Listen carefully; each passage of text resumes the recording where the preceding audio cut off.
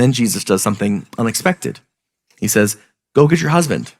And she says, well, I don't have one.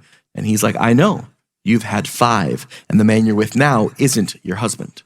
Now, I've heard people teach on this passage before. I've heard pastors preach on this passage many times before.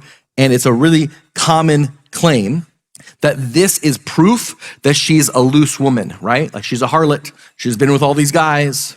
You might have even caught the part in the clip where they talk about like, oh, well, her first husband was abusive and the second husband was a good man, but she left him anyways. And scripture doesn't give us those details. Those are extra embellishments that the show made to make it more human, come alive and stuff. But scripture doesn't tell us that.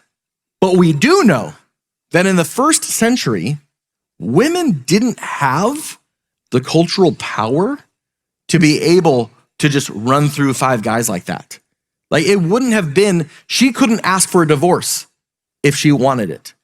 And so more than likely, it's not like she just like had all these guys because she kept choosing them, so like that. Instead, she was probably widowed at least a few of the times. Or she had been divorced by the men who had all the cultural authority.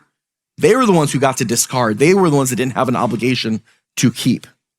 And so I don't think there's any evidence that this woman has loose morals. I think that she's a survivor who's been dealt a really rough life that she did not choose, and she's just been doing everything she can to make it through.